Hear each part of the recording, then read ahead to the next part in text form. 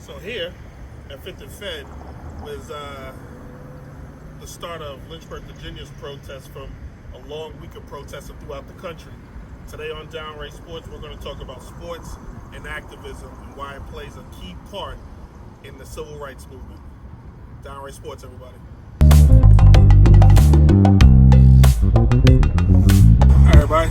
Welcome to an all-new Downright Sports. A little more somber today.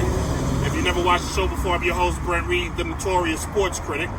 We're not going to be breaking down what team is bad, and I'm not going to talk about how much LeBron James gets on my nerves sometimes.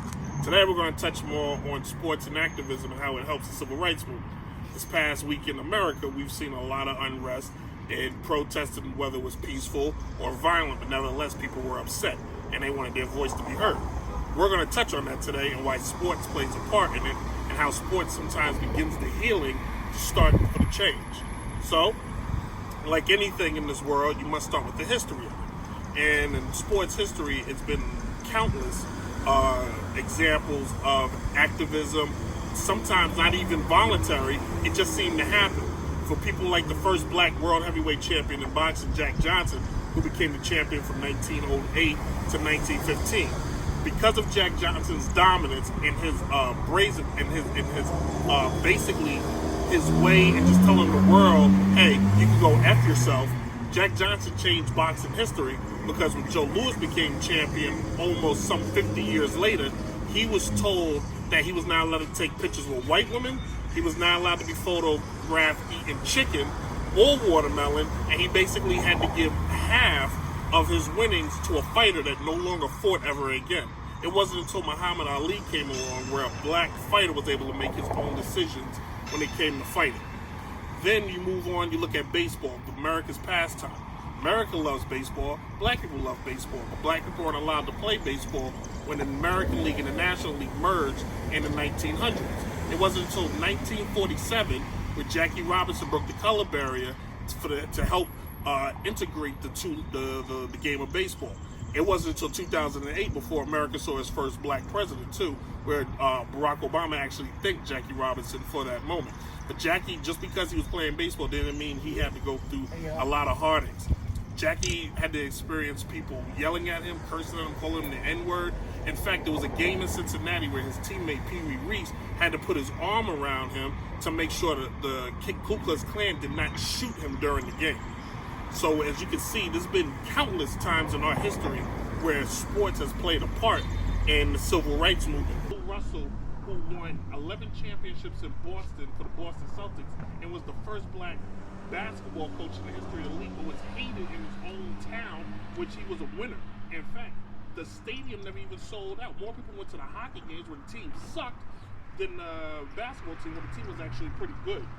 You look at guys like Tommy Smith and John Carlos, who threw up the fist, kind of similar to a man who took a knee at the Olympics, where they decided they wanted to point to the civil rights movement that was going on, and their gold medals were stripped from them, and they didn't get it back for some 30 years. And these guys didn't just win the race, they finished first and second in the race, and still got their gold taken away from them because they took a stand, like a young man who took a knee and lost his job and never seen it again. And then you got a situation like the Summit, where when Muhammad Ali refused to go fight in Vietnam, great sports activists like Jim Brown, Bill Russell, Kareem Abdul-Jabbar, and others sat around Muhammad Ali, put their arms around him, and said, "We support him." And that was the start to beginning of the end of the draft to the military, where you have to volunteer to go. So, as you can see, activism and sports go hand in hand for a long time. And in the next segment, we're going to talk about how sports and activism really plays a role and how going forward it may actually end up helping. When we come back, we're going to be somewhere else. Downright Sports. All right, this week it just became enough. So we saw protest after protest after protest across the country, and people had to have their voices heard. With the situation of the murder of Ahmaud Arbery, Breonna Taylor, and the infamous George Floyd, best friends of Steven Jackson, former NBA player and champion, we got to see the world of sports and everybody come together and protest and express how they feel. Whether it was LeBron James, Steph Curry, Trey Thompson, infamous NFL players, soccer players across the world, tennis players. You got to see everyone voice their opinion and tell everybody enough is enough. So, how does sports help? On the field normally, but when you see sports played out and you see teammates, black, white, Hispanic, whatever, come together, it normally starts to heal. And hopefully with the NBA announcing that they're going to return July 31st, we can maybe start to see some healing in this country. Sports in the past has helped numerous times when the country was in dire need. Just go back to 9/11. When the country was hurt and wounded, baseball came back, hit a home run, and we all started to forgive. In this situation, we don't want to forget, but we do want to start to heal. And hopefully in the world of sports, voiced by some of the best leaders we've seen, because it seems like sports athletes, because they're on TV constantly, heck, they're on television more than senators and congressmen. They're the ones who can always start the healing process. So, what's going to happen? One will hope to find out, but we'll see real soon. In the next segment, what we're going to do is we're going to come up with some ideas on how we can all come together, and maybe one day I can tell my kids they don't have to worry about getting pulled over and being killed down in sports. All right, here we go. So the way we're going to end today's show is we're going to talk about things and what we can do basically to start to come together in so many ways and try our best to start to crush this terrible thing known as racism. Here's the crazy part. Racists are a very small group of people, but they have a very loud voice. So people hear them a lot more, and they take up more of the airtime, and their ignorance takes up more of people's time.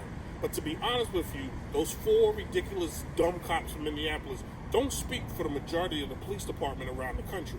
Most police officers, and not all police officers, are very good people. I myself have many officers in my family. I had two uncles, countless cousins, mother and aunt. So law enforcement in my family goes deep. So what's important? What's important is people start to listen. The conversation can never change if everybody's just talking at each other and nobody's ever listening to each other. The conversation needs to change when we start to listen. One person talks while the other listens. Currently, the entire nation is talking, and it's talking to the people with power, which moves me to voting.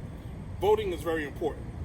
For some strange reason, we all think we can pick and choose what years we want to take off voting, but we can't, especially for black people, and especially for women. Let me explain something to you. We didn't have the right to vote until the 20th century. For those of you that don't know, it's only the 21st century. So it's a very short period of time where we were able to vote. And in fact, women didn't get the right to vote until 1920. So think how crazy that is, all right? So voting is very important. Voting for who you want is very important. This is America. You choose who you want to represent you. But just know they're the ones who are in power for a number of years and make some very, very weird decisions and gestures while holding Bibles. Moving on. What we have to do is we have to start with the educational system. We have to start in school. We can no longer shield kids from the past. All this crap of nixing and talking about slavery, but not diving into it. Not really talking about how slavery impacted the country financially and physically and emotionally. For so many schools, for example, like my current girlfriend, sorry, I'm paying for that one later today. My current girlfriend, Allie Lane. Allie, you want to come on the camera? Yes, thanks, Tim. Allie basically told me at Sweetbriar they had zero black teachers or professors. And in fact, they didn't even touch on slavery at all. They basically poo-pooed it and overshadowed it and overlooked it. So education has to be talked about. It has to be pushed on. And kids have to enrich, empower themselves, and learn. You can't know where you're going if you don't like to read. And hell, if you don't want to read, and if you don't feel like reading, that's why they have books on tape, kids. And then finally, it starts at home. Parents, you have to encourage your children to know their history. You can't just tell black kids, young moms and dads at home just can't tell black kids, don't trust the white man. That's a foolish statement and it's dumb. You have to be able to look your kid in the face and say, hey, it's okay if you want to become a doctor. It's okay if you want to become a lawyer. It's okay if you want to become a police officer. Police officers, judges, lawyers, prosecutors, senators, congressmen, they have the power. They create the change. You can't keep complaining all this. You know what? I normally don't curse on my show, but I'm going there. You can't keep bitching and complaining if you don't start the change at home. Change has to happen at home. And that's pretty much how I'm looking at it. When I was growing up, my parents used to look at me all the time and explain to me that as a black young man, I'm going to have a lot of struggles, but everything I'm responsible for, and I need to know what I'm getting myself into. And I need to know, if I'm willing to do this, where the true power comes from and where it lies. And everything I do, you do it 110%. Like this show. Anyway, thank you all for watching. We'll be back next week. I'm going to do the show from inside because it's hot as the devil. I want a special thank you to Allie, my boy Timmy. You guys have been a big pleasure as we filmed on location in legendary Lynchburg. My grandmother hates that phrase. But we'll be back next week. And next week, we're actually going to talk about actual sports, believe it or not, kids. Subscribe at the bottom. Hit us up at YouTube. Hit us up at Facebook. Hit me up at Twitter. And also check out the podcast at Apple Podcasts, SoundCloud, Google Play. And coming soon to Spotify.